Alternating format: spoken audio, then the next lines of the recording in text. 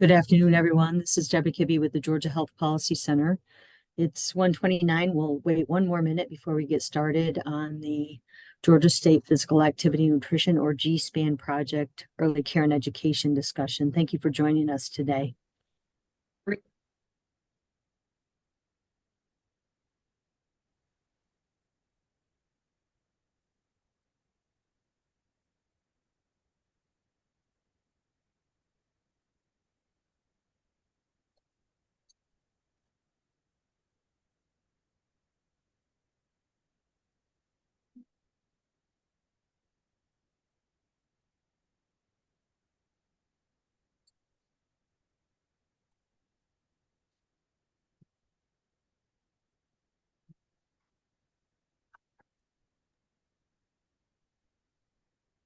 Good afternoon, everyone.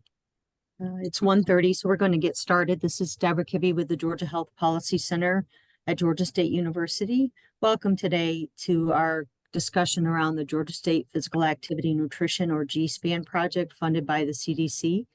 As a reminder, this is a 5-year cooperative agreement that was awarded last year, and many of you were part of the original planning for our application. Today's discussion will focus on the obesity prevention, farm to early care and education component, or a priority topic within GSPAN. Jimmy, let's go on. Throughout the session today, we're going to be doing some work around ECE, but we have an overarching purpose of making sure people have the opportunity to strengthen relationships and understand the systems that we're hoping to influence over the next 5 years. And over these 2 sessions, what we're calling system engagement sessions, we're trying to reconnect individuals that are working in the early care and education space, obesity prevention space, and farm to early care space. Many of you know that our farm to early care efforts have been going on for more than 10 years, and we're in the second round of our state strategic plan in that space. And our hope with the GSPAN initiative is to add obesity prevention in ECE to that plan as part of this work. To that end, we are actually, what we're doing is called mapping, or whole systems mapping, to understand all of the activities that are taking place in the ECE space around nutrition, physical activity, breastfeeding, obesity prevention, equitable access to healthy food, to quality ECE care. And again, many of you are working in these spaces and can inform the discussion. Today, we are going to be talking about some indicators that CDC would like us to achieve, and then we're going to remind you about some of the measures that are in our strategic plan. As already has been put in the chat, if you would put your name, your title, your organization, and what is your organizational priority or key action area for 2024-2025 within the early care and education space. This is all part of our steps to document who's doing what and what are the priorities of the partners who will participate. The agenda is there for you to review, and I think, Jimmy, we should just go right into the part 1. If you participated in session 1 of this whole systems mapping activity, you know that we tried to document who's doing what in the early care and education space, with what populations, in what part of the state, the measures of success that are being used, the leaders that are in this space around the state, so we could document and invite them to participate. There is a link in the chat to that whole systems map. And if you've not yet populated it and your organization is working in the early care and education space, we would really love for you to add your information to that whole systems map. And we hope that you're able to do it before the end of March. We also wanted to understand where there were gaps in the work as well, and that whole systems mapping process is helping document that. The other thing I want to remind the group about is that we have a strategic plan for farm to school and farm to early care and education. And this is a screenshot from the page that summarizes our key topics and the measures that the group had agreed upon. And if you're not familiar with that, the link to this strategic plan will be in the slides that we'll send out. And this might also inform the discussions that you have today as we try to continue to map where we are in our systems work and go deeper into understanding structural changes and actions around equity and communications and evaluation that need to take place. Jimmy, what did I miss? I think that's enough to get started and refresh and just remind folks that we have that live version of the whole systems map. Like Debbie said, if you haven't had a chance to put your organization's information in there, please do. And just reach out to us in the chat if you need an offline version of it. We can share that with you as well. But want to keep it live in the cloud so we can all be working on it at the same time as much as possible. So hi everybody, I'm still Jimmy Dills with Debbie at the Health Policy Center.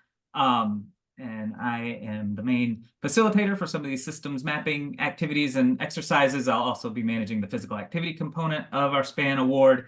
And so I'll say, I do not know much about early care to education, obesity prevention, and farm 2 thereof. So look forward to continuing to learn more about this part of our broader work together with you all. So part 2 today is focused on measures and mindsets. And so to do a little bit of warm up now that as people are coming on, in a second here, we'll put folks into random breakout rooms. And in that room, you'll have a GHPC facilitator with you navigating a Jamboard. So you don't need the link for the Jamboard. We'll share it with you. And then the purpose is to take about 5 minutes and talk amongst yourselves. See if you can match the measure to the statistic that it's representing. And then just pay attention to anything unexpected, how the conversation goes. What's it like to try and match these numbers? And those of you that maybe have been with us before on other ones, if you already know some of these answers, maybe step back and let your colleagues who haven't been involved get a chance to do that. So with that, Savita, I'm going to ask you to open the breakout rooms, please.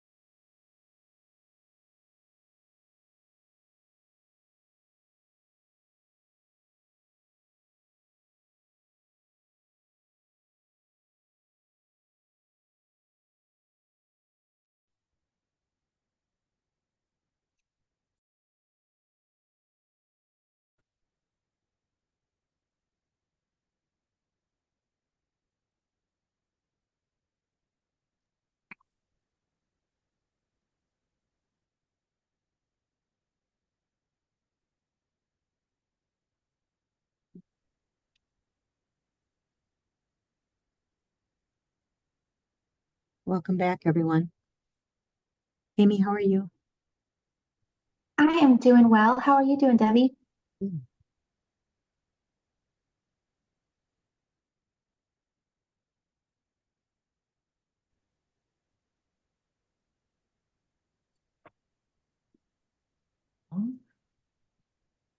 right. Did any group feel confident that they got all 5 numbers matched with the correct statistic, or was there uniformity in the confusion about it? Our group How did that noted that the numbers are quite close, like there wasn't a wide range, so it was a little bit of a tricky exercise this time. Mhm.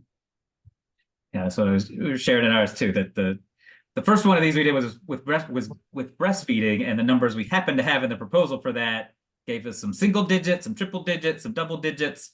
All the 1 cents, all the numbers are in the 2-digit range, so it does make it more challenging.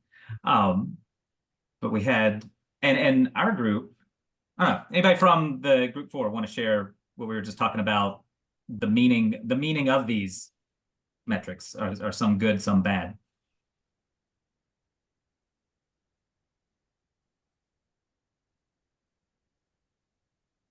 Other groups.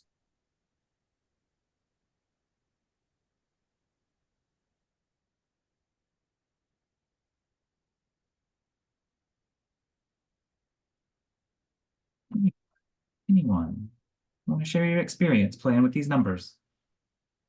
I think in my group, we might have underestimated the third one, upper limit for healthy fitness zone BMI, and overestimated the 10 to 17-year-old obesity.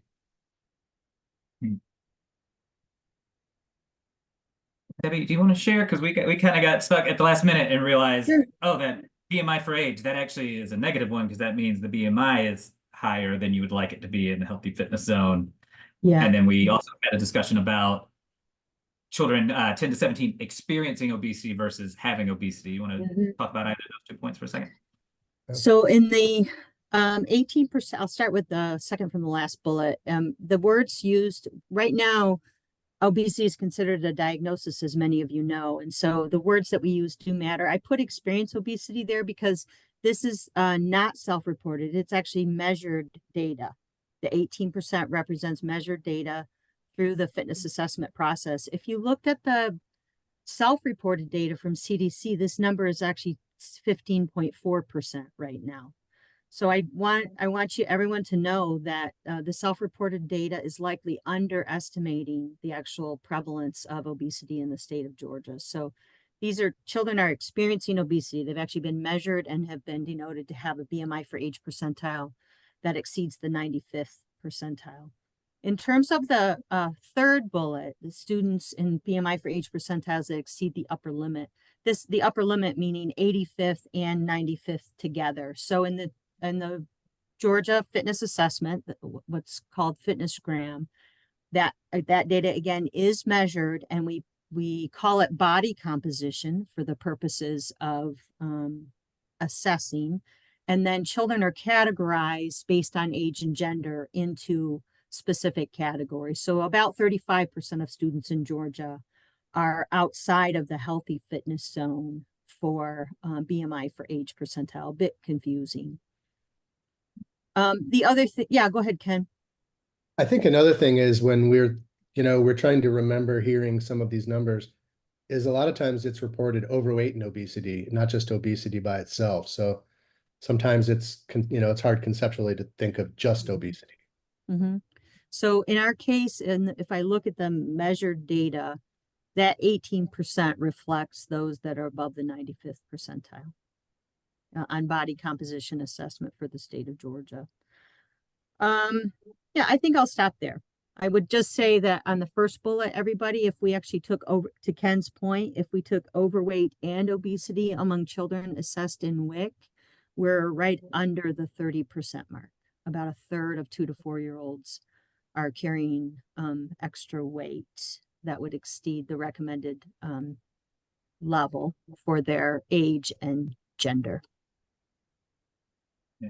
Thanks, Debbie. And anybody want to share just any other reflections on this? Did any of these numbers surprise you? Did any seem particularly low, particularly high? What were your reactions to just looking at these numbers as you come into the meeting today?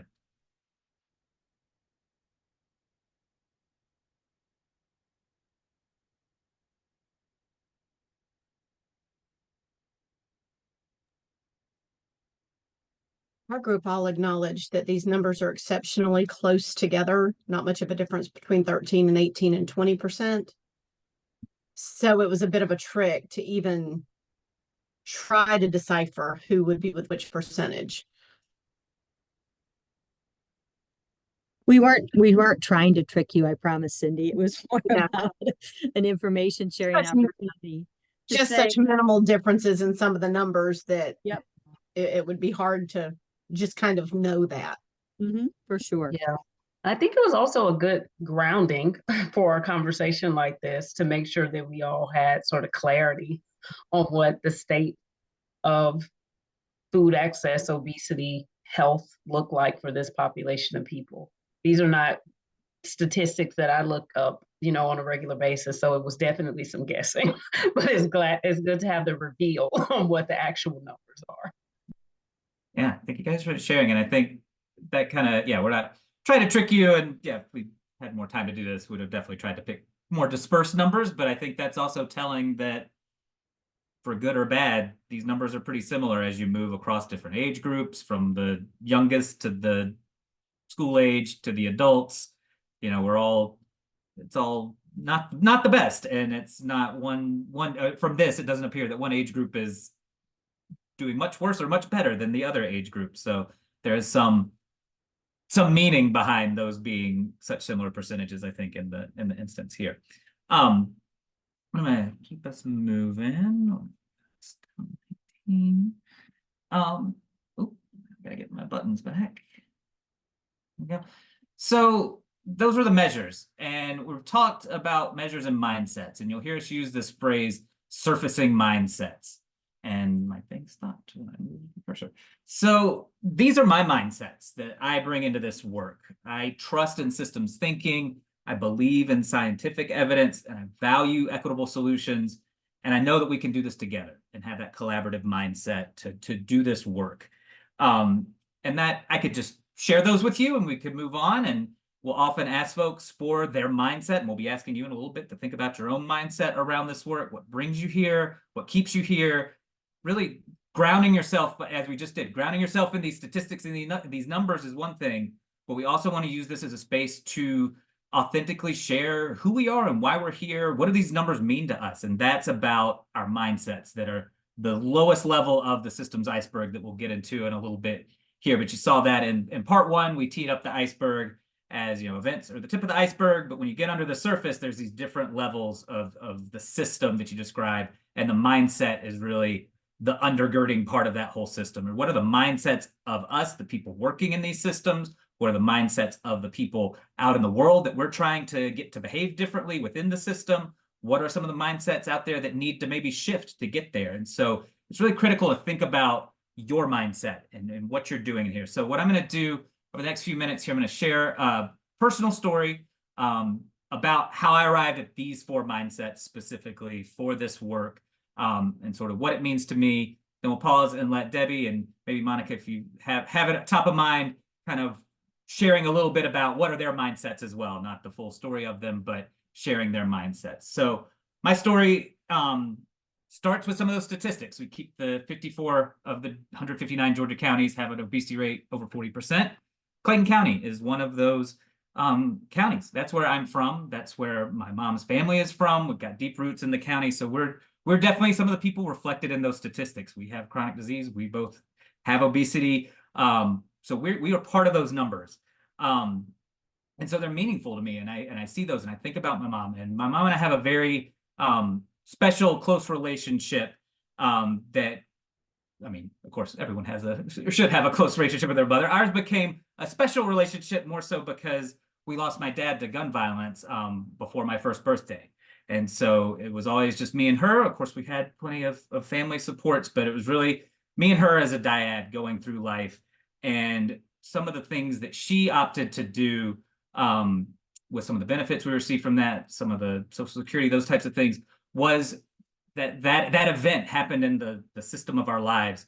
And she chose to react to that by investing some of that money in me and in my education, and the opportunity to go to fairly prestigious schools and work my way through Emory and undergrad and grad school, really attain a level of education that previously would not have been in the mindset of our family. I was the first person in my extended family to go to a 4-year college, and I think setting me on that course of education was a really important part of that. And that, to me, is how I came into science, how I began to value learning and scientific evidence, worked my way through college and grad school, all the way through to a position at CDC early in my career as a research fellow there in the Division of Nutrition, Physical Activity, and Obesity, where I really, having that position, I still look back on, and that's something that elevated in me this trust in scientific evidence, that there are some very smart people at CDC working to put the evidence behind these strategies they promote. And so as we're doing the SPAN work and we're moving towards specific sets of strategies that they've identified, I trust that those come from a very knowledgeable space. I've seen the process by which they create the community guide for physical activity, community physical activity, those types of things. They're telephone books of evidence with some of the smartest people in the field assembling those. I don't feel like I need to be the best researcher in the field. I don't think I am at that level of knowledge and intelligence about these topics research-wise. What I learned through that position is I can value that scientific evidence, or I can trust that evidence, but I want to be in the space that's really moving that forward in the community, moving away from the research and into the practice, and trusting that that practice is really built on scientific evidence. So that's my belief in scientific evidence. But then as I've worked in my career out in the field at a local health department, and now here at the Health Policy Center for going on 12 or 13 years, we've worked all across the country, all across the state, in communities, big, small, rural, urban, all over the place, and really have gotten a feel for how this evidence gets translated into policy and practice in the real world. And recently, over the last 7 or 8 years, I've been doing more and more work through the systems mindset, is how I got into this work with maternal and child health, specifically maternal health equity in some projects recently. And that's really, I had a belief in equity and knew the value of those perspectives in this work broadly, but it's really been recently in that work that something's clicked for me in a way that has just crystallized that perspective of equity and brought me that mindset of valuing equitable solutions. Because seeing those data, knowing that in Georgia, all things held equal, had our skin color been different, I would have been 3 times more likely to also lose my mother in that first year of child life. If we were in New Jersey, it would have been 6 times more likely. But these huge disparities in maternal mortality outcomes, there's no other way to explain them other than structural racism and inequity that are baked into our system.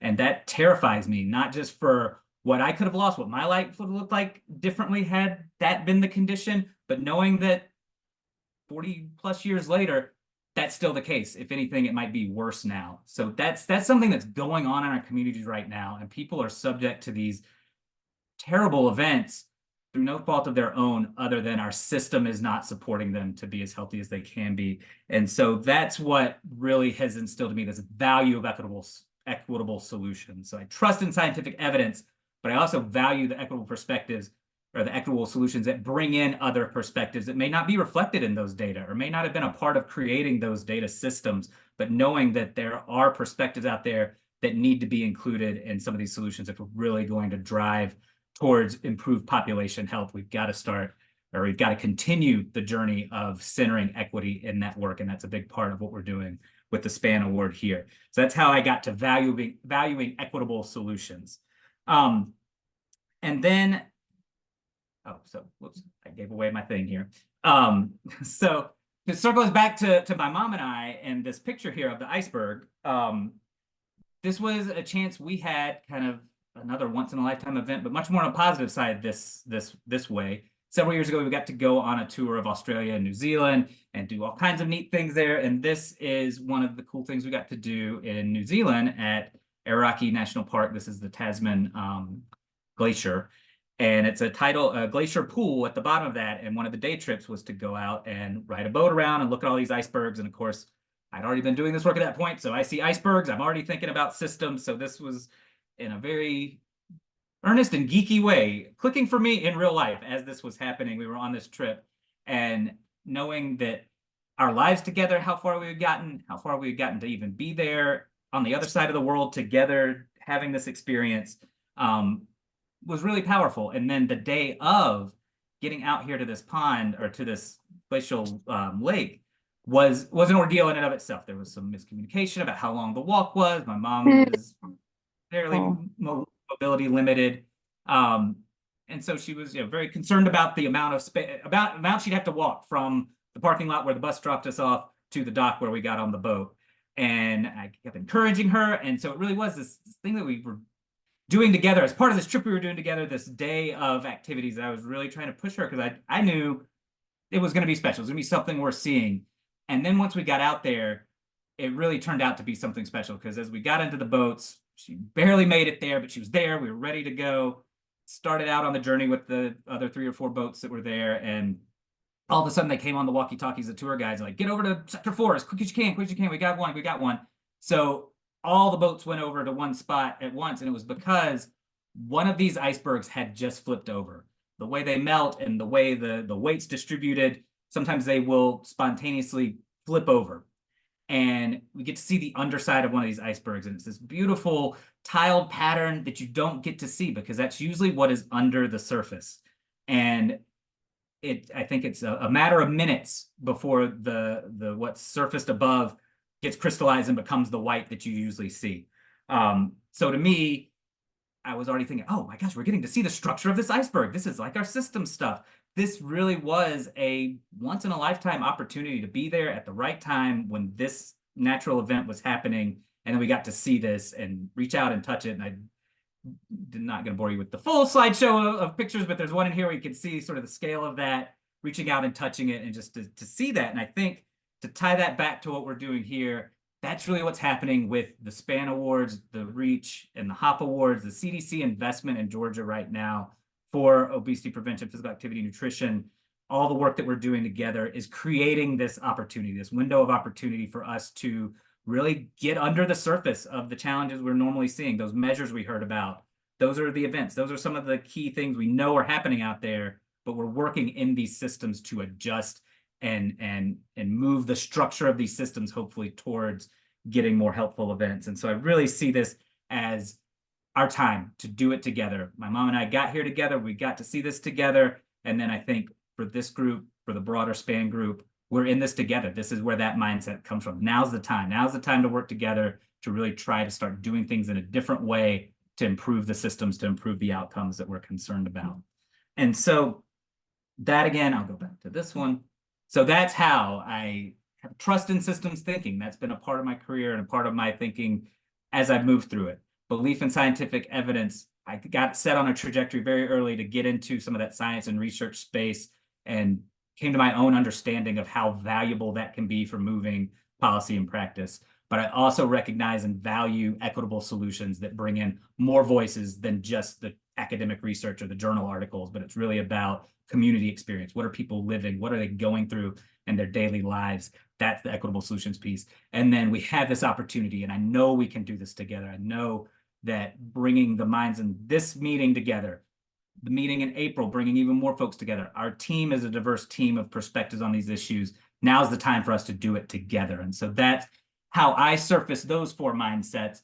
And so I'll pause for a minute and ask Debbie and Monica, if you're able, not sharing a full story like that, but what are some of the mindsets you bring into this work that you think are important to raise up and surface as we start out talking about this system? Thank you, Jimmy. I hope everyone's thinking about this, because we're going pretty deep today.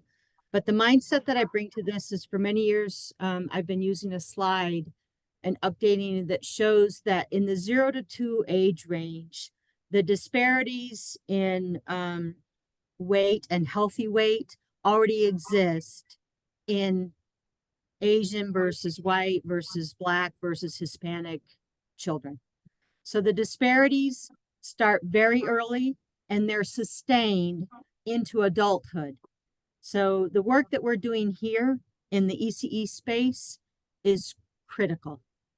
It's critical to address the disparities that we're seeing in healthy food access and achieving healthy weight and reducing chronic disease among especially women of color.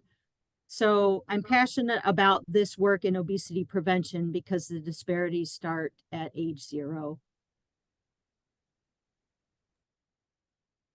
So Debbie's bringing a mindset of just importance and value of getting in early.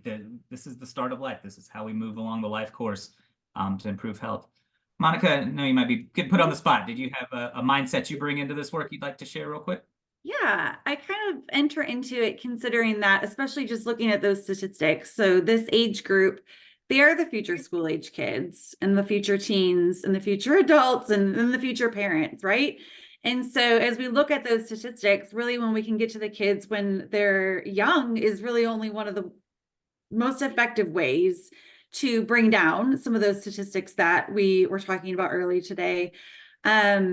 But I also come into it considering that the people we need most to make this impact for these kiddos are the most underpaid, underappreciated, underinsured, dealing with food insecurity. You know, these childcare providers, while they're the most wonderful humans in the entire world, they've got their own set of challenges. And I always feel like we are putting a lot on them. And so it's a tough place to sit, but I feel like if I don't have both of those mindsets together at the same time, it can be really challenging to understand the reality of what we're faced with in this work. Right, so I would shorthand that as a realistic, pragmatic view of who's in the system. What are their needs? What are their resources? What are we asking them to do differently? And what is that context they're in? Just have that awareness as a mindset that you bring into this work. So what we're going to do is take a couple of minutes and, you know, we recognize this is valuable time that you're here with us, but we think it's worth a couple minutes to just do some self-reflection, go off camera. If you're driving, we'll have some music playing for you so you don't stare at the screen, but we really want you to just reflect over the next 2 minutes silently to yourself. What are your mindsets? What are you bringing into this work? What got you here? What keeps you here? Why are you doing this work? And then that hopefully you're able to hold that in your mind as we move into the more functional part of the meeting where we'll start doing some work together. But the mindset is a part of that work. And so we're not going to ask anybody to share unless you want to pop it in the chat, but this is really a couple minutes for you to reflect to yourself on your mindset starting now.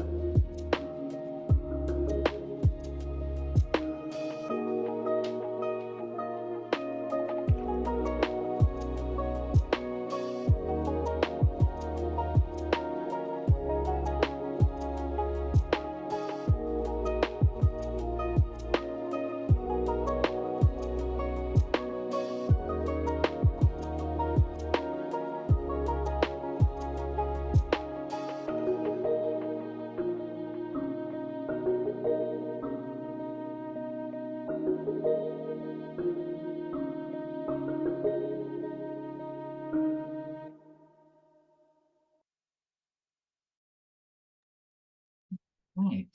Well, welcome back. Hopefully that was a nice 2 minutes of reflection for you to think about your own mindset and what you're bringing into this work. And now, how we're going to use it. A little bit more about the iceberg.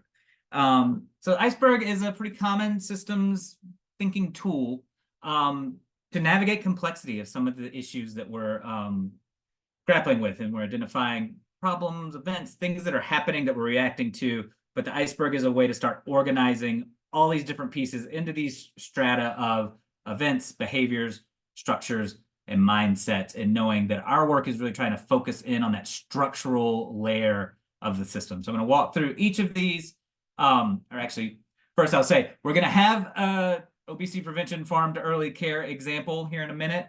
Debbie and Monica will talk through that, but I'm going to give the sort of the generic version that I give just to introduce each of the layers of this concept, this model to you all, and then we'll start applying it to the ECE space, and that'll be most of the rest of the meeting will be spent organizing our thoughts around this framework. So, like we were saying earlier, events are just the tip of the iceberg. That's the visible part of the system. That's what you're seeing. That's what's happening right now. Often those are just symptoms of a deeper problem. So those are some of our big level events, or our big level measures that we're seeing, those obesity rates. You can think of that as sort of an endpoint event. And then what are all the things under the surface leading to that? If we're only targeting obesity, we're only looking at a symptom of a much deeper problem and a systemic challenge that's very complex. And that's what we're trying to navigate here, is getting under the surface and looking at that. But here in this example, an event most of us probably experience sometime in our life, traffic congestion. So that's an event you're seeing. And why are these events important in terms of outcomes? For traffic congestion, it affects your quality of life. It affects economic productivity, and it also is associated with a lot of negative health outcomes, exposure to air pollution, car crashes, mortality, all those types of things. So that's why that event is important. But if we're just looking at traffic congestion and only reacting to that, you might take a different route that day. That doesn't solve the problem or the challenge that's creating, the systemic challenge that's creating traffic congestion every morning in some parts of Atlanta. So what are the behaviors? What's under the surface? What's happening in the system? How are people or the system itself behaving over time to create this event? This is where we start to hypothesize about patterns of behavior. We start to think about disparities in outcomes are a system level behavior. So with our example here with the traffic congestion, tried to split it into one kind of an individual behavior that's contributing to that, as well as a system behavior. And as we get into the exercise, it's important to think about, events are these metrics, these big picture things. Behaviors are verbs. They're things that are happening. The system's doing something, or people are doing something. Here, people are driving to work every day at similar times. People driving to work. That behavior is what is contributing or leading to traffic congestion. On the system side there, what's the system doing? The system's constructing more lanes of highway. So the system is creating more space for those cars to fill up. And sure, you build a few new lanes of asphalt, you get reduced traffic congestion for a little while, but eventually that induces more demand. That eventually fills up with cars, and you're back where you start with that congestion. So that's a system behavior that's leading to that congestion, is continuing to build the same types of solutions. But why are people driving to work or not? Is the system building more miles of highway? That gets to the next layer down in the system. That gets to the structural aspects of the system. What's causing those patterns of behavior? How are those behaviors arising from components of the system? And we talked briefly in the first part of this with the whole system map of thinking about you and your organizations as elements in this interconnected system. This is where the interconnection happens. Organizations are parts of the structures. Programs that you're implementing are part of these structures. Policies at the state, local, national level, those are parts of the structure of these systems. They can be environments, policies, rules, what's influencing things, what are the relationships. So here, why do people drive to work? One of the things that influence that are remote work policies. At each employer has a different remote work policy. If you're able to work from home all the time, that takes you out of the behavior of driving and potentially sitting in the congestion. If your office is more restrictive and requires you to come into the office and commute, then you're more likely to drive to work, more likely to lead to that congestion event. On the other side, the existing road network is a physical environment that's contributing to the system's propensity to develop more lanes of highway and thus lead to more traffic over time. When you say existing road networks contribute to this, that's an existing environment, and it really comes down to, well, that's the type of solution we already have. In some cases, it's easier to add more lanes to an existing highway than to build an entirely new transportation system or build an entirely new road. And so that system behavior of constructing more lanes of highway is in part driven by the fact that we already have so many highways. We already have a lot of this solution acting in the world.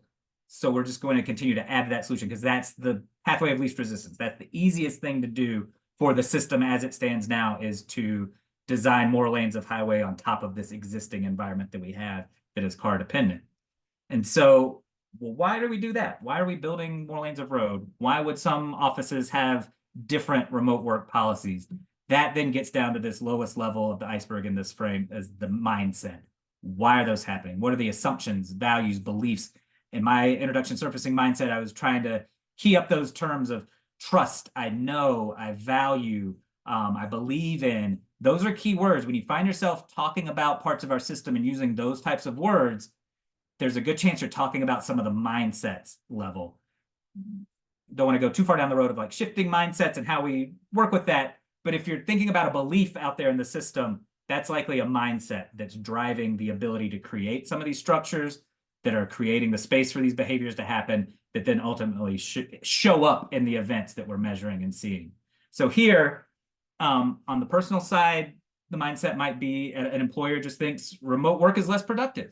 And I think we've started to see, certainly during the pandemic, that a lot of work could be done outside the office. But then I think we're starting to see also some evidence show up that, well, maybe we're not as productive as we originally thought. And so the pendulum swinging there in terms of mindsets for employers about their remote work policies.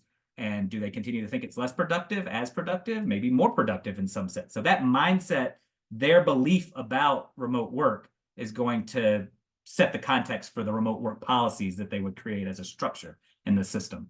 On the system side, one of the most prevailing mindsets out there is that driving is the preferred option. Everybody would drive if they could. Everybody can drive. So we need to just plan for cars, and that's how we're going to solve traffic problems. So that mindset in the transportation planning world that car is king, that's going to drive you towards solutions, pun very much intended, towards more lanes of road, building on those existing networks, constructing more lanes, leading to more traffic. And so you can see when we start talking about telling system stories, this is something we're going to want you to share with us after the breakout rooms, is a system story that connects that from a mindset to an event. So remote work is less productive. That's going to influence remote work policies. That's going to influence whether or not people drive to work. And people driving to work is one of the main behaviors that's leading to the event that we see in traffic congestion.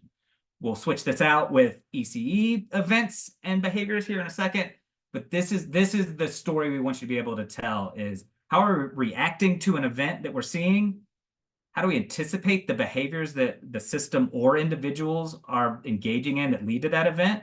What are the patterns of those? How are those distributed differently in different geographies? So if we know and I'm missing the numbers here, if our obesity rate's 40%, but we know that in rural areas it's 50% and in urban areas it's 20%, that disparity is a behavior in the data. So that becomes a behavioral layer of looking at how are these data behaving? We have the headline measure. What does that look like for different communities, different groups of folks? That's a behavior aspect. We can anticipate some of those differences. But then we get down to where we really want to be working with our SPAN award is in this designing the structures of the system. That's where we're influencing the policy levers, trying to design programs that will have better uptake and people will use more rigorously with more fidelity to models. And then through that work, we want to start transforming the mindsets, because that is that highest leverage point in the system, is to transform mindsets about it. But rarely do we focus on the mindset as the outcome. It's often through the work on the structures and behaviors and the way we measure those events that can feed back into how we transform mindsets. So the mindset transformation happens, in my opinion, through the work that we're doing together. And so bringing that collaborative mindset even into these discussions, where hopefully you have an opportunity to share and learn from your peers in this group to influence the way we approach the structural change in our systems through these CDC dollars, anticipating hopefully better behaviors from the system and individuals that then would lead to improvement in some of these events that we're seeing. So that was a quick whirlwind through the iceberg, but now I'm going to hand it to Debbie and Monica, and I'm going to switch over to the Jamboard so you guys can talk through this example. Let's see. Everyone, thanks for bearing with us. You're like, you might be thinking, why are we talking through this? And it's because CDC is driving us and the other 5 awardees in the state to think about policy, systems, environmental change strategies, and evidence-based action that will result in structural changes. That's at the structures level of this iceberg. Many of you are already working in this space. We've been hearing about PSE change for more than 20 years from CDC. Our state has actually been working in the ECE space with collective action for more than 10 years. And if you look at this example today, this is, I was thinking about as I was going through the ECE and Farm to School Strategic Plan, where we are and where we want to be. And so the events at the top are the ones that are going to be reflected on all of your icebergs as you get into your breakout groups. But one of our concerns is obesity rates and the fact that 1/3 of children in the 2 to 4-year-old age range are impacted by overweight and obesity. So that's a concern of mine. And it's a concern of mine because as we think about what happens, Monica said they become, right, the school age children, the high school students, the young adults, they carry those risk factors and they experience them earlier than our parents or our grandparents. So what's happening that concerns me is the fact that there's no other condition that affects so many children as excess weight. In our world of ECE, we know that through the pandemic, we experienced closures of ECE sites. We have been trying to support many ECE sites in achieving quality, QR, quality rated status. But for those sites that are in rural areas where there are fewer children and there are fewer teachers and there are fewer ECE sites to be able to support achievement of good health and good learning, and staffing issues, right? Where, as Monica said, we're not paying ECE professionals sufficiently. So these are the things I think that are helping contribute to obesity. It's certainly not the only thing. That all of the systems that touch families somehow contribute, whether it's poverty as we go down to the structural level. We know that there's key connections at the structural level to obesity and healthy food access, parental obesity. We know that's a strong link. We know that a strong link in terms of healthy food access that is affordable is a critical piece of obesity prevention. We know that poverty or limited income is a link to obesity and many other things. So our structural goals are as part of this work, and many of you are already working in this space, is to think about how we can change the structures and the systems touching the children and families in ECE or who are participating in ECE systems, Head Start, private early care and education, public early care and education, faith-based early care and education, to think about what are the structural changes that we can achieve. And I think the beliefs and attitudes, there's a lot of opinions here, and many of you, I think, will put some really good information here. But I think there's concern that if we invest in the infrastructure that we won't get the same rate of return. But what we know, if we look over to the evidence on long-term impact of quality early care and education on children's lives, the 40 years of research tell us that this is our best investment. Our best investment. And so as we think about your work today and aligning this work that you're doing already with these events, behaviors, structures, and mindsets, ultimately, what I would love for us to get to is enough policy and advocacy work that we would be able to get our leaders to recognize that investing in early care and education and quality early care and education and correct staffing support and many of the other things that we've already talked about will get us a Georgia that is filled with productive adults who are educated and healthy. Monica, is there anything I missed or that you would add? I didn't talk very much about how it could be, but we know we've been dreaming about how it could be for quite a long time. I think this is good. Right, and just want to also call out and remind us, implementing state level policies and activities that integrate standards into farm to ECE. That is our charge. That is our strategy per CDC. The structure, these sound the same because the state level policies and activities, those are the structure. Implementing those is the behavior, but just want to make sure folks are aware that these aren't just our ideas being pulled from various places. This is our charge, is to work at this structural layer around state policy. And I know you all have already a strategic plan, so that's a structure as part of this system that you're working in. And it's how do you implement that plan? How do you adapt that plan to accommodate the structure? And what are the mindsets you're bringing in to moving that plan forward? What are some of the things that are already out there helping the system? And what are some of the ones you need to push against? Like Debbie shared, that investing in this infrastructure isn't going to get the return on investment. That's a mindset that's precluding decision makers from taking that action, creating that structure that might help going forward. So let's see, pull this back up. So now is your turn to start doing some of this in breakout rooms. We got 19 minus 5, so we'll have pretty intimate breakout rooms maybe, but you do get to choose. So I guess you'll spread across as you see fit. So group 1 is going to focus on policy and systems change. Or Debbie, introduce these groups based on the language of the plan. Okay.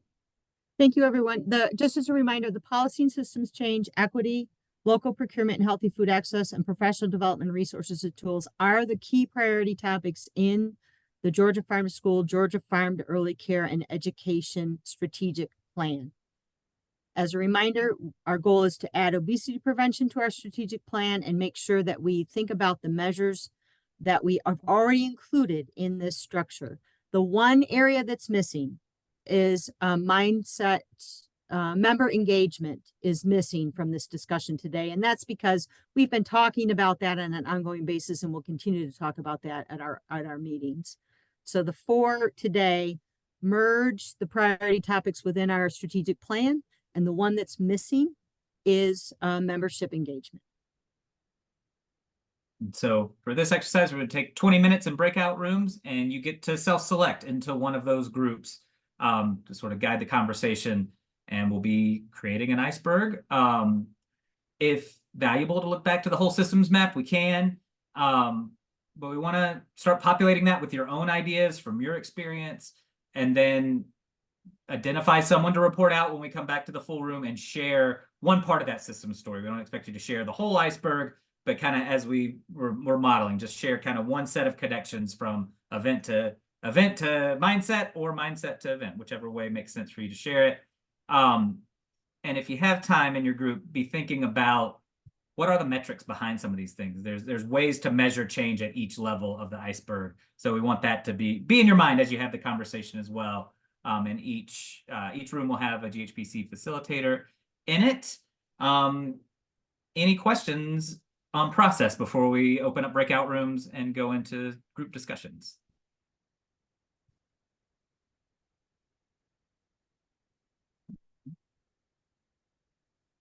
Seeing none. Savita, can you open the breakout rooms, please?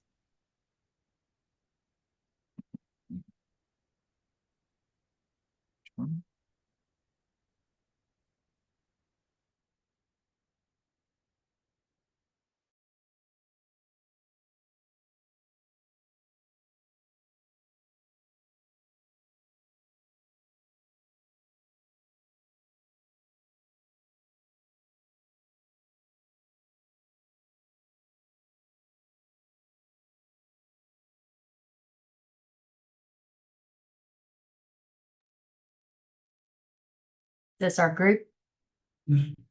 No, this is the general room, but there are 3 or 4 policy and systems change, equity, local procurement and healthy food access, and professional development resource tools. How do you pick where to go? My view is a little different than yours, but I think, do you see a blue button at the bottom that says join for them? No. I can assign you to one if you have a preference. So I need to pick where I want to go? Yes, yes. Policy and systems change, equity, local procurement / healthy food access, and then professional development and resources / Yeah, I'll do group 4. professional development. Mm-hmm. Okay, Thank you. welcome.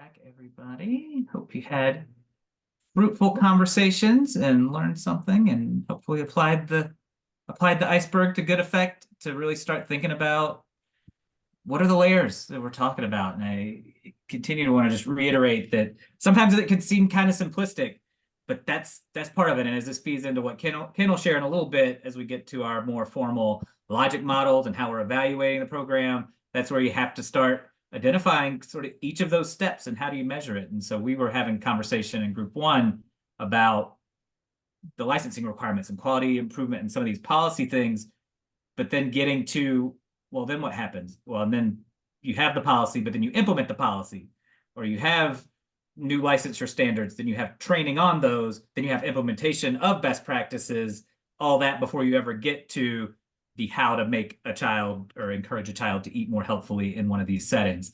And so often these types of systems tools can help us slow down and really start to think about all those sort of connective pieces as we try to work towards these same headline events, but different avenues to get there. So any group want to volunteer to share their system story first?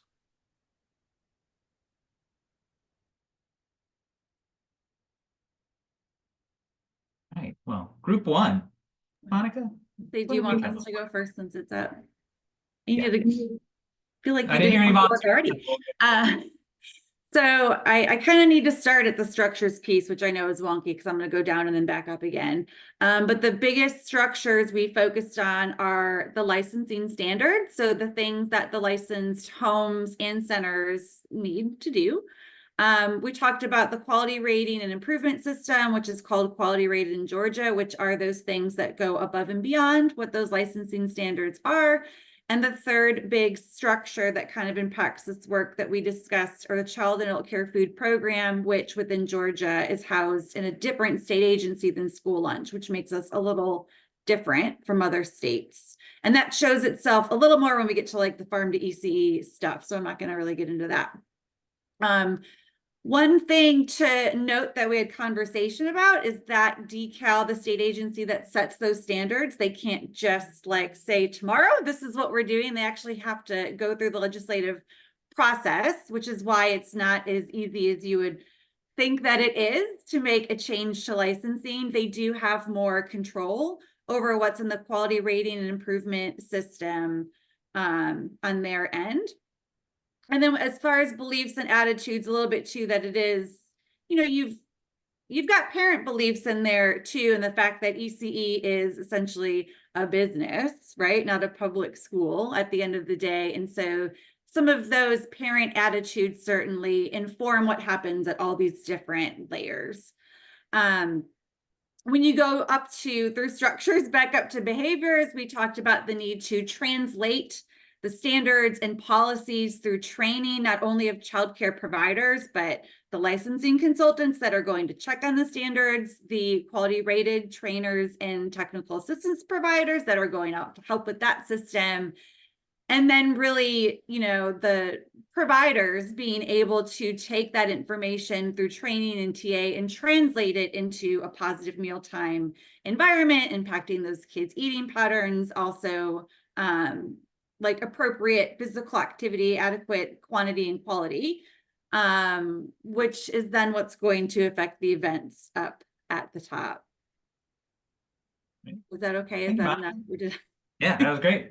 We of course could keep going, but we want to hear from others. And it's something we spent some time talking about. Was this, some people are better and focus on the what's in those licenses? How do you get like what's there?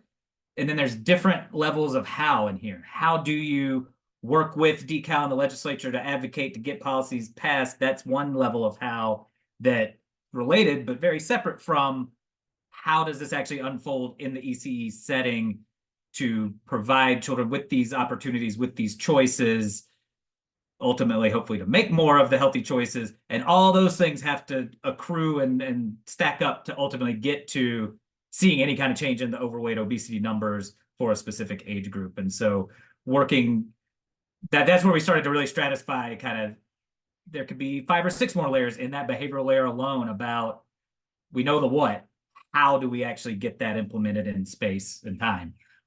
So Just wanted to throw that in there. Who would like to share next? Which group? Since we're two, I'll go next. Right, go in order.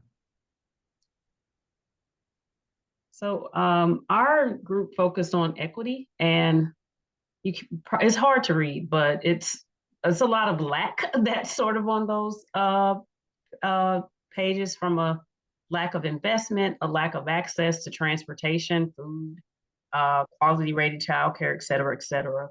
We talked about the importance, and I'm sort of on the what are people, organizations, the systems part of it.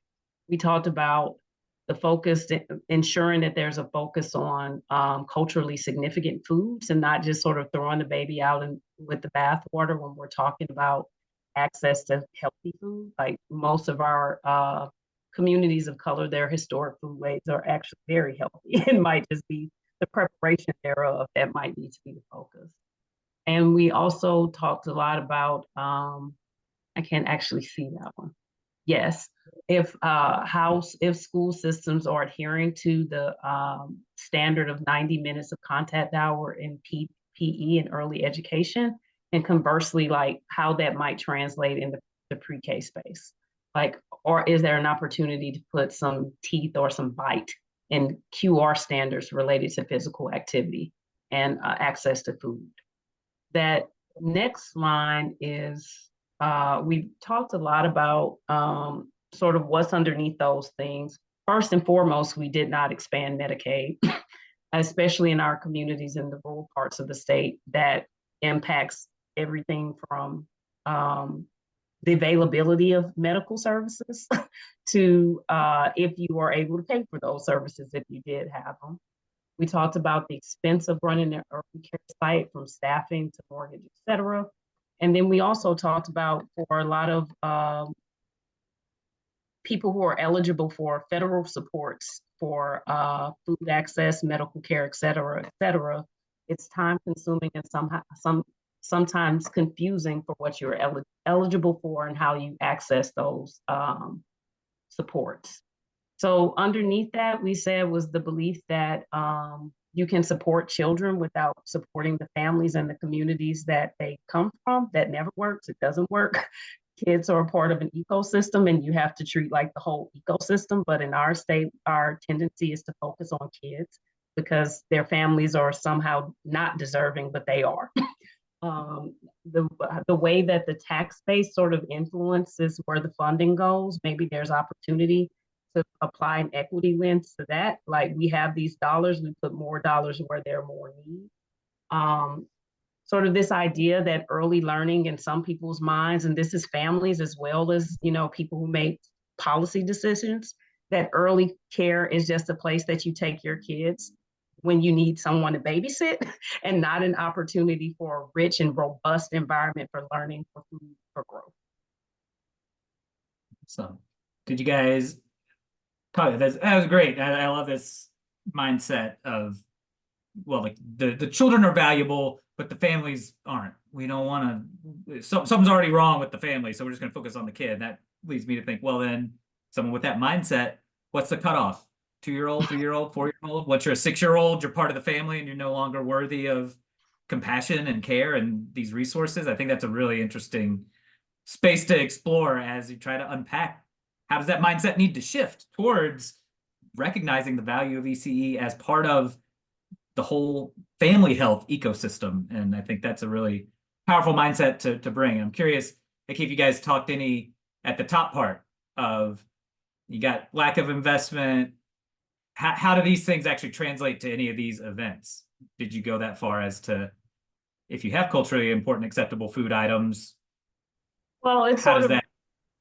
I think it's related. If you look at these statistics, at the end of the day, what's underneath the prevalence of obesity and like the prevalence of and the impact on young kids is things like what they're eating, if they have access to medical care. So that's how we sort of made the jump between those big ticket items and sort of what were the problems underneath that.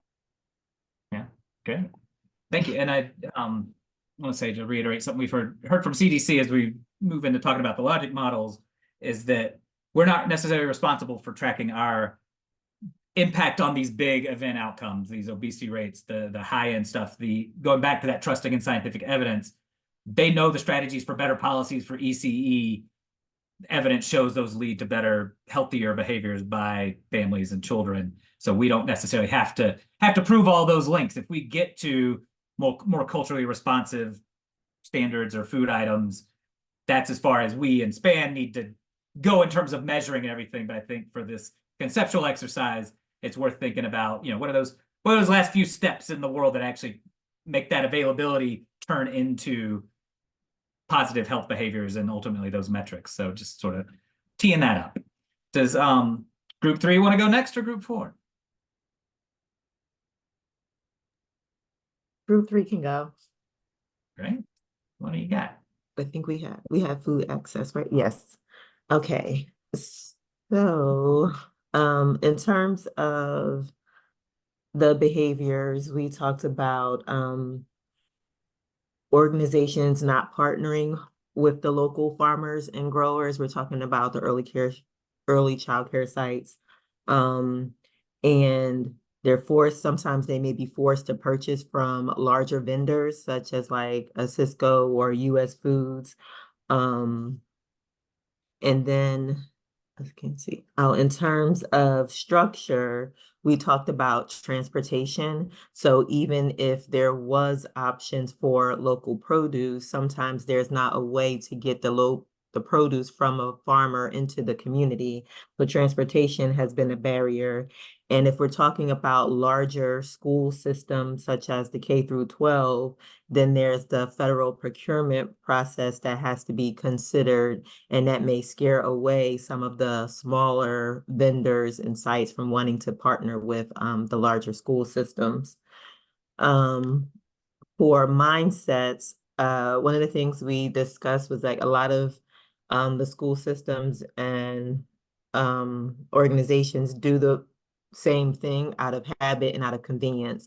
So this is this mindset that we've always been doing it this way, let's continue to do it this way. And then it's also, if there is a larger organization that could potentially make an impact, it could be the mindset of what's in it for me mentality. So if we do decide to take the lead, what will that do for our organization, instead of looking at the bigger picture of like, we could be impacting the community and the young children at overall. And then how it could be in terms of behaviors, we talked about collaboration and thinking outside of the box, and letting for people and organizations not to think that they have to do this alone. There's other community-based organizations that are willing and able to partner with the childcare sites to help them with the resources that they may need. And what does the last one say? Collaboration. I think that's the same thing. In terms of structure, we talked about incentives to buy into the local produce and adding it to the school system. So could there be some type of tax credit if the schools were to incorporate local produce into their purchasing? Or is there some type of incentives that could be given to tax incentives for early childcare sites if they were to utilize and purchase local produce as well? So that could be some of the structural improvements. And then the mindset of sometimes what if they have the resources available, is what do they do with it? So offering them the training and resources that they need. So not just adding the local produce and providing that, but offering training of, this is how you can properly use it. This is the efficient way to use the produce. Even if it was in the larger school systems, we talked about sometimes they may have the equipment, but the staff may not be familiar with using all the equipment, so things don't get used. And recipes. So That was another thing of making things efficient, is developing recipes to incorporate the produce. So we don't want to just provide it and it just sit on a shelf and then there's food waste. We need to provide them with the resources, the recipes, the skills, the knowledge to change their whole mindset about incorporating healthy food items into the everyday food purchasing and development of menus for the children. And I think that And what I was hear you- big picture. Great. Thank you. Yes. And what I hear in that last part is a systems mindset. Is it's not just having the policy, it's not just having the local food, it's having the recipes, having those connection points, like thinking about all those things as part of this. Kind of going back to one of the earlier comments, it's not just the kid, it's the family, it's the whole system that it's in. So having that mindset helps you see some of these challenges. And I was curious, I don't want to put you too much on the spot or others from your group, but the transportation limited to local communities with smaller institutions, from this group of folks that work with ECE and in this space specifically, what kind of transportation targets for action are on your mind? How would you engage with the transportation system to adjust that structure to be more supportive, to have more opportunities to transport local food to local venues? Is that the challenge? Lynette, I'm going to put you on the spot for a second, because I know your team has wrestled with this idea of the last mile, right? And trying to get food to our most rural districts. Is there still ongoing discussion about that? Oh yeah, of course. I have a procurement specialist that we hired, for that very purpose. And we also received a USDA Local Foods to Schools grant, that the whole purpose of that grant is to establish better distribution networks. And so we've really implemented that grant for Georgia with that in mind. So there's states that have kind of found a workaround, to deliver those funds to the districts, but we've really tried to hold to the standard of the grant of expanding distribution networks to that point, Debbie, if that makes sense. Yeah. Hopefully that answer your question. Yeah, thanks. Yeah, One and other question I wanted to ask, I'm sorry, Jimmy, I just had one more question about something that was shared about the federal procurement laws. As we think about trying to get to a structure, we know that the nutrition components of early care and education are quite, the guidance for nutrition is very clear. May not always be understood, but it is in writing. And I'm curious about whether federal procurement laws or state action around procurement was discussed in terms of innovation. And I'm thinking about how ECE sites are smaller, not part of larger collaboratives or chains, who might need support in achieving access to healthy food through buying cooperatives or some other innovative structure. Is that even possible given current federal procurement laws? So like one thing that's a factor, those smaller places, they fall under a really different category of purchasing that's considered micro purchasing. So depending on the volume that they actually need to purchase, Debbie, they may or may not have to follow federal procurement laws. It just depends on the amount they're actually purchasing. There's a lot of flexibility with the micro purchase.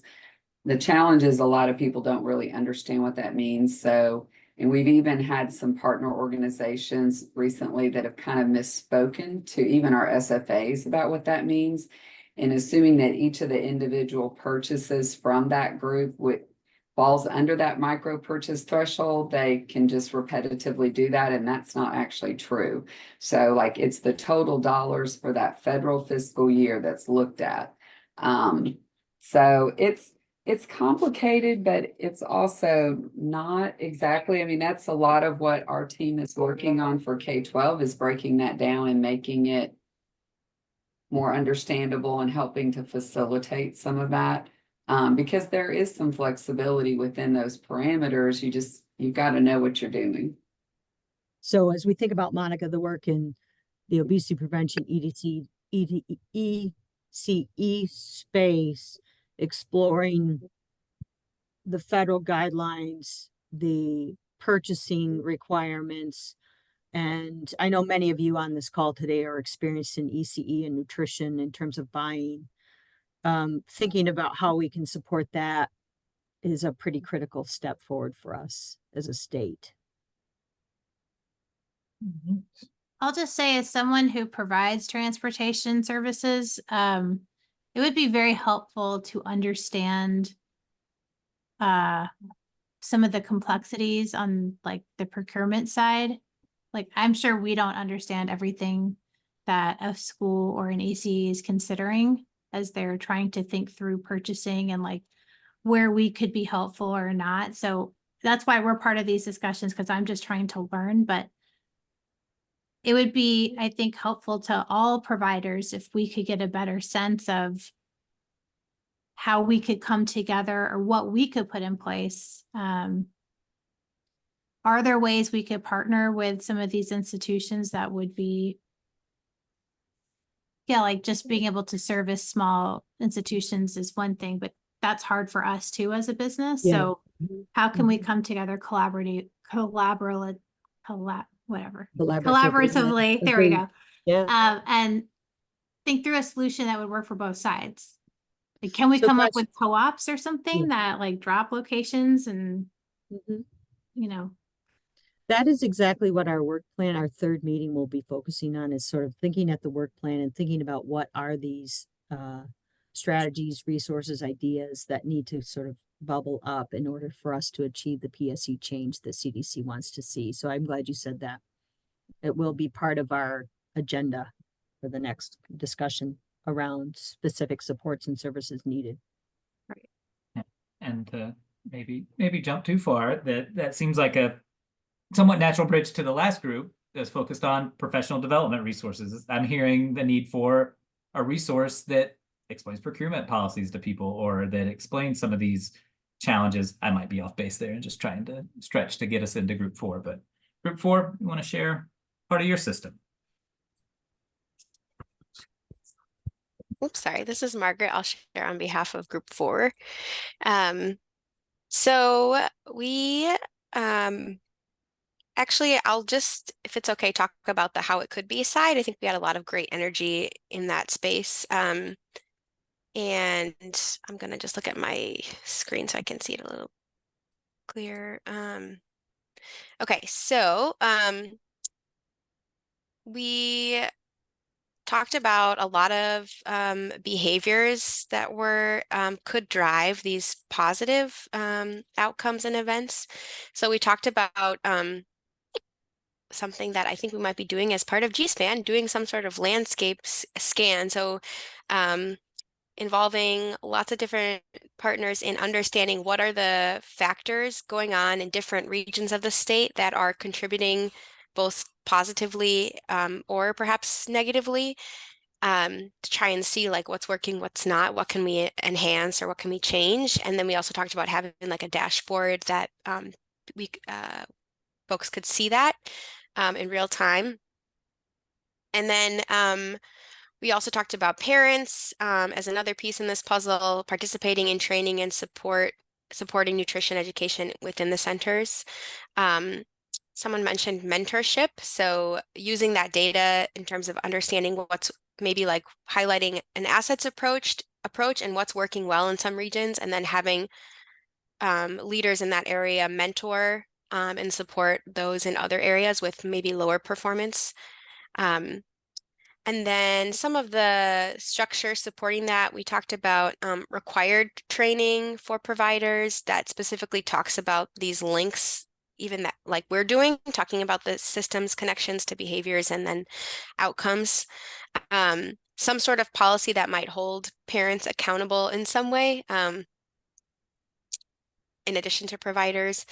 And then at the center level, thinking about quality improvement and also knowledge transfer as staff changes, perhaps something around implementing a plan for integrating this knowledge and education into the onboarding process itself so that we make sure that all staff are getting this information. And then some of the mindsets that would underpin all of these changes would be like, our children are worth it. This is a worthwhile investment for communities and for the whole state.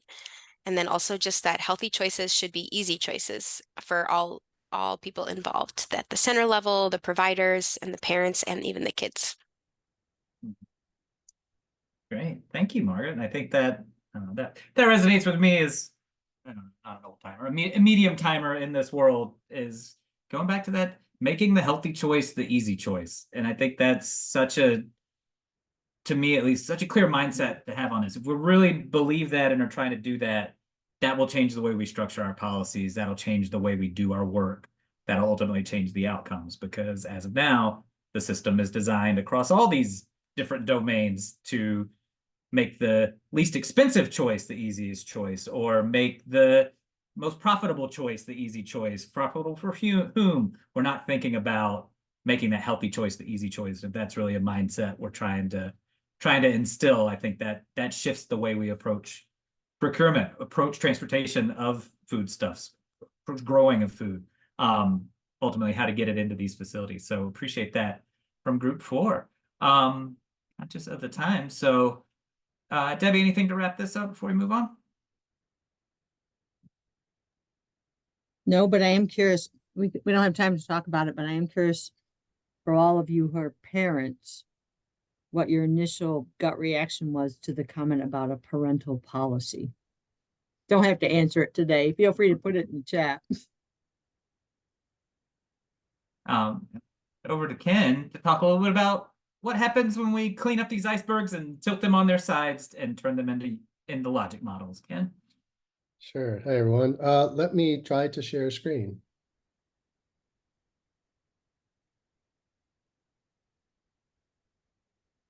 Oh, I have to push the button. There we are. Is everybody seeing my colorless, boring slide? One of these days I'll make it look prettier, but this is really, I just wanted to do a quick high-level overview of some of the things that we'll be talking about a little more in the future. And so there's two things. There's performance monitoring and there's evaluation. There's requirements from CDC that we'll have to do. Performance monitoring, let me just show you. This is the overall logic model for the entire program. And you can see that the farm to ECE is the row on the bottom, that they all lead to the same long-term health outcomes, or the long-term outcomes of improved health and behaviors, such as obesity, and then reduced health disparities. We're hoping to affect those things by what we're doing, but like Jimmy said earlier, they're not going to judge us whether we passed or failed on if we lowered the overall obesity rate in the state. The idea is to really get to the short-term outcomes, that the assumption based on evidence is that they'll then lead to the longer-term outcomes, such as increased ECE programs meeting the nutrition, physical activity, and breastfeeding standards, and the farm to ECE. So one of the things that we'll be looking at in terms of evaluation is whether we got to the short-term outcome, increased state level policies and activities that improve the system in ECEs. And I think in the next round of these systems mapping or CAP meetings, we'll pull this row out and we'll try to create a little more detailed logic model that focuses specifically on the farm to ECE, so that the strategies, instead of being a broad sentence, might be broken down a little more into the things that we already have in the work plan. And some of these breakout groups were based on that. And then we'll look at, when we break down the strategies into more individual activities, each one of those activities will have outputs that we're hoping to achieve. And we'll talk about how do we measure each of those to see if we're on track with the different strategies and activities that are part of this farm to ECE part of the overall program. And so in general, what we're required to do for CDC is focus more on collecting and reporting the performance measures. We're going to want to include everybody in this a little bit more as we go. In the first round of these CAT meeting or the systems mappings meetings, the first one, folks put in the systems map, what their organization was, what they do, and then what would be a measure of success for them. And so we'll go through that list of measures of success that people put that they find interesting, and we'll try to incorporate as much of that as possible in what we measure in the program. And then and then after that, we will actually try to go into the communities that we're going to work in more and find out what are measures of success at that level. What kind of measures do people want to know whether they're achieving the things that they're looking for. So more and more will be collaborative in trying to narrow things down to a set of measures that's going to be useful for everybody, so that just participating in this overall process, in this overall project, will lead to learning something that you want to learn about the work that you do. But just in general, CDC gave us a handful of required milestones and performance measures. So one of the things that we're measuring is, do we hit these milestones of reviewing the state early care and education landscape? That's something we're working on now. So these meetings are meeting this milestone, and then creating an ECE action plan that aligns with CDC's spectrum of opportunities. And so these are the sorts of things that we're not judged by them, but these are milestones that they want us to achieve as we go forward. Then in terms of performance measures, the required CDC performance measures are really pretty high level. They're, part of it is the reach. How many statewide ECE policies and activities have we achieved? The population reach. How many ECE programs are impacted by the policies and activities that we're able to promote through this project? And then how many children are impacted by those policies? So it's centers or programs and the children. So it's really reach. How many things can we achieve, and who do they reach? But as I said, we'll work on even more specific measures of success that are a little more broken down into things that we can measure on the way, that aren't just these kind of high level things that are supported by CDC. So in the next phase, we'll be kind of detailing out that farm to ECE logic model to really include more of the specific activities. We'll be talking more about how do we measure progress in each of those things. And then we'll talk a little bit more about, well, you know what, let me show you one more slide. There's also a couple of overarching evaluation questions. One of them is, how have state level policies and activities affected local implementation to improve healthy eating, physical activity, breastfeeding, and ECE outcomes? And how have health equity approaches been prioritized? So that's their sort of overarching evaluation questions, but we can also have some of our own. There may be a really specific aspect of the farm to ECE program. It may be something like, when you've got the policies in place for healthier food and farm to ECE is in the school, how does that, to what extent does that lead to healthier eating among the children? Or to what extent does that lead to the ECEs actually being able to access the farm to ECE, the produce, and then serve it to the children? So we can come up with some of our own specific evaluation questions too. So this is really just a high-level overview of the sort of the CDC required aspects of the things that we need to measure. And as we go forward, we'll try to detail it out more and get everybody's input on what are the things we really want to measure over the 5-year course of this program. And if there was an opportunity in the first round of the systems mapping meetings to put in what you think are measures of success. But I want to say that it's there, But anytime any of you have any ideas of, this is a thing that I would really want to see if it works, or this is a thing that I would want to make sure that we measure, feel free to contact me. My email is right there. Contact Debbie, contact Jimmy, and let us know, and we'll try to incorporate your ideas as we go forward. We're submitting the evaluation plan to CDC at the end of this month, but in some ways it's a working draft. And so as we go forward, we'll be able to continue to update that based on the needs of the partners and the communities that we're working with. Does anybody have questions or clarifications?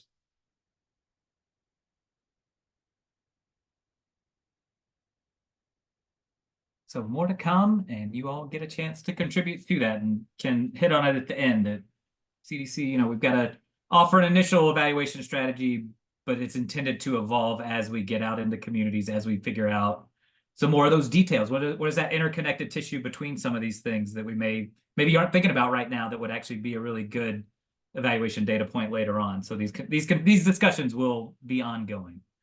Yep. I'm gonna take back the share and hand it to Debbie to wrap us up. Do you want to talk any about these indicators, Debbie, or just go ahead to the end? Sorry, I was in the wrong screen. So everyone, many of you participated in the creation of our application to CDC, and these were the strategies and measures that we put forth. It in part aligns with our strategic plan, but also aligns with what CDC had as examples. Monica Griffin at Quality Care for Children is our collaborating partner on the obesity prevention, farm to early care and education strategy. And part of that work, where we've been working on funding from W.K. Kellogg Foundation for 5 years, and then working with the Department of Early Care and Learning on a number of activities. But one of the things that we had dreamed about was a Georgia Farm to ECE provider network. And our hope is that this will come to a fruition, a realization as part of this work. Monica, I'm not sure, are you still there? Is there anything you want to say about the provider network? I'm here. It's something we kind of piloted and tested out with some of our grants, and we're just like this little Facebook community right now that we want to grow, but we've been sort of trying to figure out what the needs are for providers in this space who just need to have some of that connecting, right? We can't just like always give them grants and money. Sometimes they just need information and sharing. And so how to best make that available while also being able to get some data out of that to help measure sort of who's doing what in the farm to ECE space in Georgia. Thank you. The other thing we have already existing as a result of the work done with the 5 years of Kellogg Foundation funding is a logic model and a structure for farm to ECE that puts evaluation and equity at the forefront of the work. And so on our next collaborative action team meeting, and Jimmy, maybe we can just go on to that. We're going to be meeting on April 15th. And that event is intended to do two things. One is to allow us to look at the year one work plan together and think about who can help achieve some of those work plan activities and how you can claim the work that we're doing as a betterment or furthering your own efforts in the early care education or obesity prevention space. And in that context, we'll also be talking about some of the project-based work that the Health Policy Center and Quality Care for Children is taking on as we think about documenting where we are and doing that landscape review. The second activity that's going to be coming up is we're going to be taking all of the whole systems maps that were created, including the work that you've done today around the iceberg, thinking about structures and mindsets. And we're going to come together on April 29th and 30th, and it will be a subset of all of the CDC awardees, the 6 of us, as well as partner organizations. If you're interested in coming to Atlanta on April 29th and 30th to participate in the dialogue, please let us know. Savita or Margaret will put into the chat the general GSPAN email address. We can only accommodate so many, but what we're ultimately trying to get to is a statewide map of all of the work that's happening across not just CDC awardees, but our partners who've been in this nutrition and physical activity space for a long time. And it'll help us understand where we already have a complement of work happening, a ton of things are happening, and where we have levers or actions that are missing within our system. So Lynette is leading the Georgia Department of Education School Nutrition Initiative, working at the state level. And then Melissa is working at the Latin American Association in a specific population with specific initiatives around diabetes prevention. We want to be able to map all of that in a much larger picture of systems and systems integrating with one another to understand where are our points of leverage for further action and where do we already have a lot of things happening. And frankly, the other thing it'll help us think about is, are there things that we're doing that we should stop doing because it's not a good investment of our dollars or time? And so all of you are already doing this work and working in the space, and we invite you to express interest in that April 29th and 30th event, but all of you will have access to all of the whole systems mapping that we've done, the entire systems map that we hope results from all of this work together, as well as a reminder, everybody, from years 2 through 5, we're investing not only in our collaborating partners, but also in grant making. So there'll be a chunk of the dollars that will be distributed via grants. If you're participating in the collaborative action teams, you'll have a say in what that structure looks like. The application process, the scoring process, the structure of it. So if you choose to continue to participate in these collaborative action teams or CATs for obesity prevention, you will help design what the grant making will look like for this component in years 2 through 5. And my last thing is this. We're still trying to figure out our work plan work, and our application for year 2 is due April 8th. So our team is working to get that application ready. We'll decide if we need some funds for carryover reasons, but our hope is that all of you will continue to engage and inform the obesity prevention farm to early care strategies as we go forth and think about what years 2 through 5 looks like in terms of policy, systems, and environmental change.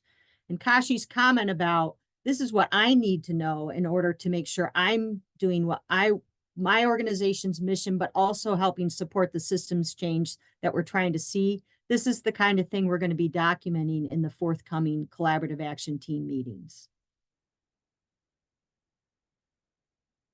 Thank you, everyone.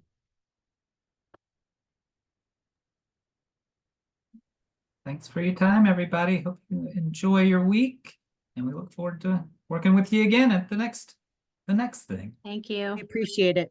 Thanks, Take care, everyone. everyone.